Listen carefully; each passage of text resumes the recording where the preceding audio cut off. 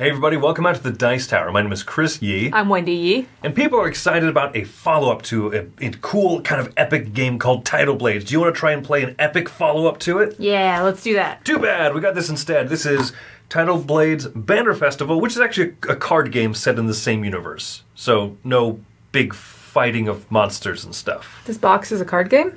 Yeah, this is a fairly large box for a card game. It says 2 to 5 players, 30 minutes. And that's actually pretty accurate. So we're going to show you how it plays, then we'll give you our thoughts.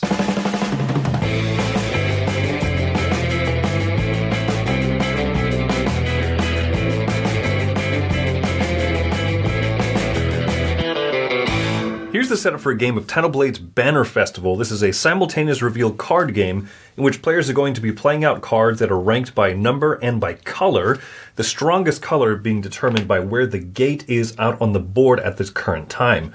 Right now, yellow is the strongest color, going clockwise until orange being the weakest. Players are trying to play cards that allow them to do different things, whether they are the highest card, the lowest card, or cards in the middle.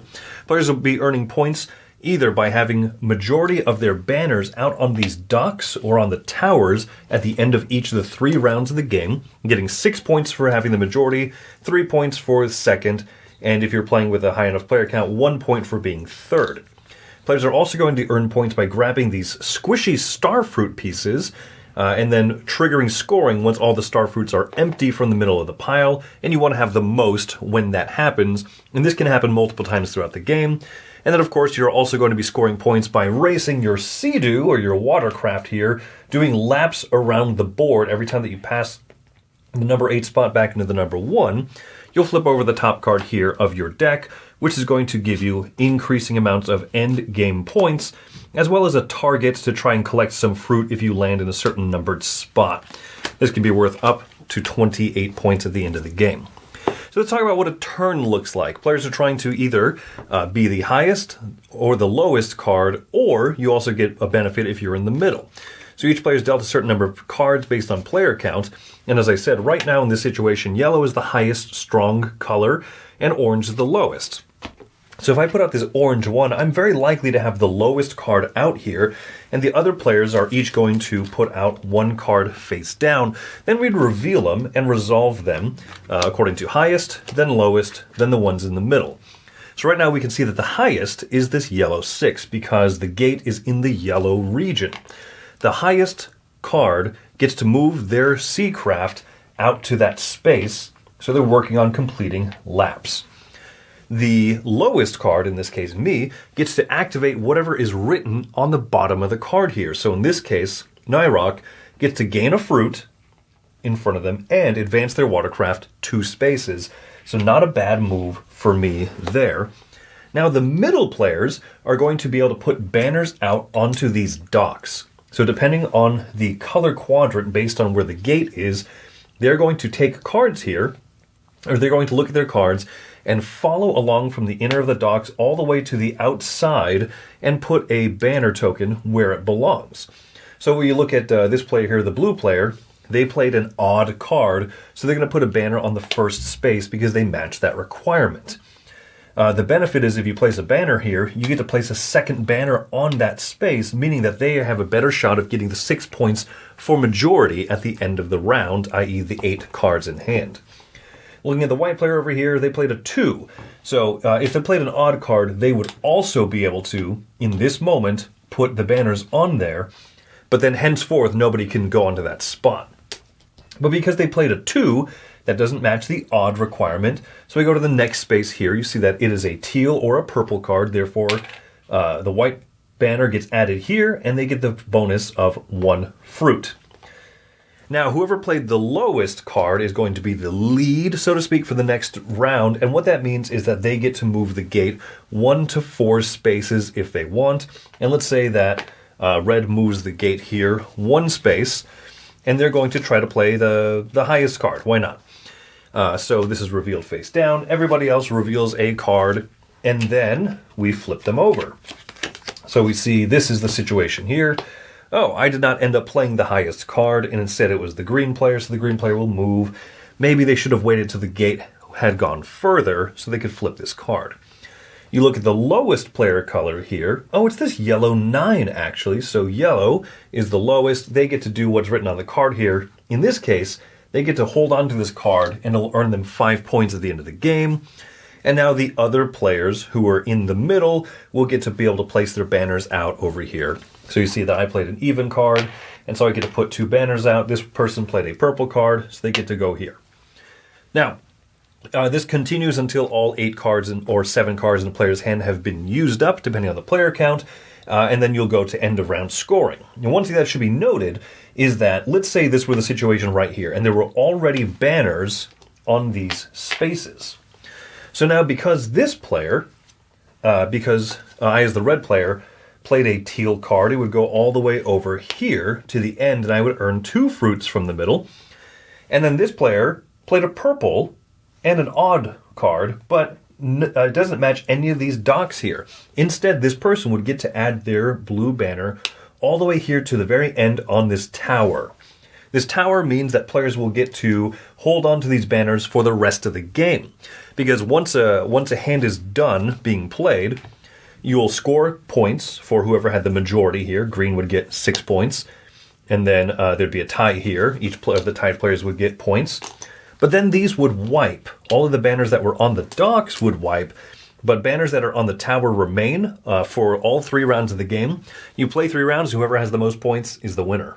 Now, one thing to note is that in a 3 or a 2-player game, you will use a dummy card flip from the remainder cards that were not dealt out to players.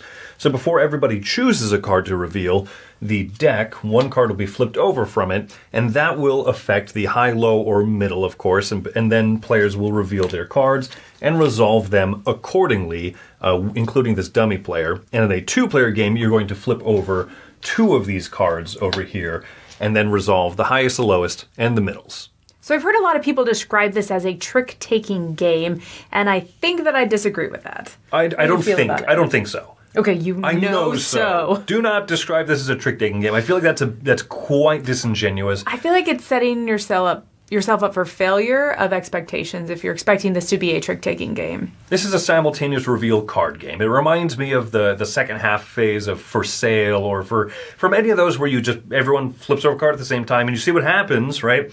But this one I feel like gives you a decent amount of information kind of going into each card flip. But there's different avenues, there's different things that you could aim for in that.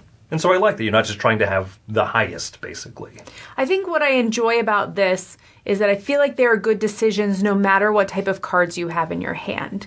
If you have a lot of high and low cards, then you're sitting there and debating about what you're going to do with those cards. When am I going to play the high one? I want to do it at the most opportune moment so I can get the most movement on the track. I don't want to just throw it away and say, 9 yellow, I move 2 spaces. Great. But also the low ones, you want to hold on to them until they are useful, and maybe they can set you up. There are some cards that say, like, move 2 spaces on the track and gain a fruit or something like that. I think that's what the number 1 is. And so if I can have it set up just right so that I can move 2 spaces, and then I can control where the gate's going to be, and then I can set up the gate so that I can make a power move with my high cards next turn. Like, I think that there's some very interesting stuff that you can do with those high and those low cards. But I also appreciate that the very mid-level cards aren't a... They're not just a crummy compensation. Yeah, they're also a big chunk of the game, that area majority for the two That can be regions. So many points. Yeah, six points for having first place. And if you can have first place in both regions of the board, that's a huge That's more chunk. points than you're going to be getting for doing a lap or two.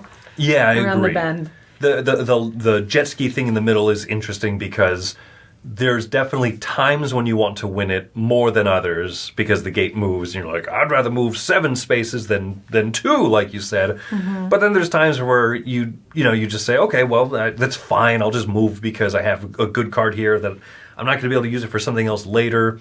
I think that you have a good amount of information to kind of go off of, even though it could feel a tad bit random. You're not sure where the gate's going to be in a turn or two. Mm-hmm. But also just, within a turn, it's going to be in one of the next few spaces. So you do have that information to work off of. Yeah, it's going to be in one of these 2, maybe 3 possible colors. Very likely in this one color. It's interesting. And the middle cards, as I was talking about, like there's the high-low strategy. The middle cards, there's also interesting strategy with the docks.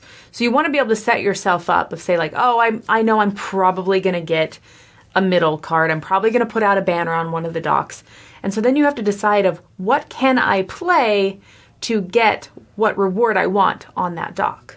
Right. Do I want to place out a banner? Is it early in the game? Do I want to place a banner on one of the towers so that it can be permanent throughout the rest of the game? Do I want to place it on the front dock and try to go with an even or an odd number because I want to get, double the amount of banners out this turn? Do I want to get fruit? Like there's just very interesting choices that you have to make before you play that card. If you're expecting to be in the middle or if you're hoping to be high, but you might end up in the middle. That's a good point, right? Because it is random, so to speak, because you're not sure what's in other players' hands. But if you set out a card, you say, I'm happy if I win this one or if I'm in the middle. Mm-hmm. Or I'm happy if I have the lowest this one or I'm in the middle. Yeah. That's kind of where your sweetest decisions kind of are. I think that also there's a 2 to 3 player variant that works where everybody, before they select a card to put out, you flip over a card from the main deck, one of the non-dealt out cards, and that's going to be kind of like a dummy player or a computer player where you'll know that that's a number that you're playing against. And so I like that actually a lot, simply because it gives you some basis, I guess. And I think that it's fine. I imagine you could play without it if you really didn't want to. Not in a 2-player game, because you need a high, low, and a middle. I really appreciate it because it helps me not card count too much because I don't do a lot of card counting, but it helps me know like if the biggest and the lowest cards have come out of certain colors. And so because there's so much of the deck left over, mm-hmm. so it makes it a little bit easier to have that bid. And because it turns over before everyone else takes their turn, it's not just some random wrench in the gears.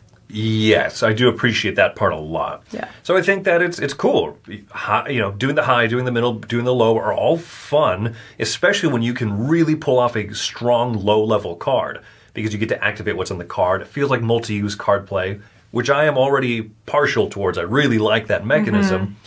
But I like that the weakest thing being, the color furthest from the gate. If you can play a 9 and pull that off, I like that the higher numbered cards are stronger for their lowest. How do I say this?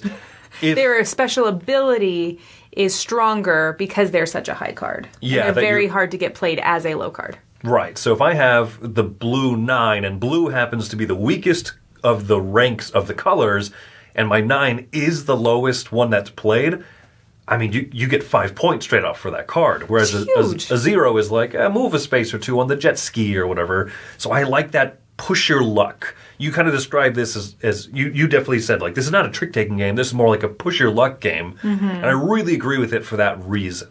So, I don't know. I think that one thing to be said about this is that the game feels smaller than the box. I think that's my one... I guess it's not even really a complaint about this game, but my one negative is that wrong expectations, I think, will lead to not enjoying it for what it is. So it is a bigger box than it needs to be. The rulebook, the print is huge. Like, it looks like a kid's game because the print is so big. On the rulebook, like, it's just giant. And I feel like it's all just a lot bigger than it needs to be. Now, we did play it with our 6-year-old, and she obviously doesn't understand a lot of the minutia of the deep strategy, but she can very much play this game, and she was competitive. My scores were like 2 points off from each other. I wouldn't say there's a lot of deep strategy, but you mean she's playing like a 6-year-old, not thinking, oh, I better hold these cards back. Exactly. That's what I mean. That's what I mean. It's not a deep game. It's not a deep game. And so I think the expectation, I think a lot of people in the office actually had a misconception of what the expectation was of what this game would be. So we ended up liking it the most out of everybody here. And I feel like if you have that right viewpoint, hopefully you'll enjoy it. Or if you know what you're getting into and that's what you enjoy at games, I think you'll enjoy it. Yeah, so why don't we go into final thoughts and scoring here. Sure. Do you want to start or do you want me to go first? I'll go ahead and start. I'm going to give this a 7.5. I think it's a solid game for what you get. I enjoy the card play, I enjoy the decisions. I don't feel like this has got endless amounts of gameplays in it because it is basic for what it is, but I really enjoy the choices. And I think that I enjoy the choices, and I enjoy the fact that no card is a bad card. That's a good point. It's funny because I'm also giving this one a 7.5, and for a lot of the same reasons, but also I think, hey, the production is great. The art by Mr. Cuddington is fantastic. It is a game that you can play with fairly younger players, and I appreciate that a lot. So it's a nice kind of chill type of a game, but it has moments of excitement. The simultaneous reveal mechanism does just lend itself to kind of cool moments of excitement. It is a tad bit tricky because you have to sit there and go, okay, well, there's 3 different colors of cards and which one is ranked where. So it takes a bit to kind of get used to it, but once you're past that, the game's very smooth. It's light, but it's not frivolous, and so I like that. I like this universe. It kind of reminds me of the beach scenes of Final Fantasy X. It just has this nice look to it. And I also share that same concern that if people go into this thinking this is like a follow-up to Tidal Blades, woo, they might really be sorely disappointed because this is silly, same fun, world, very different weight game. yeah, silly, almost silly, kind of fun card game. Totally different, but I like it for what it is. So I'm giving this one a 7.5 as well. Awesome. Thanks so much for joining us. I'm Wendy Yi. I'm Chris Yi. And have a fun time playing on Sea-Doos, I guess.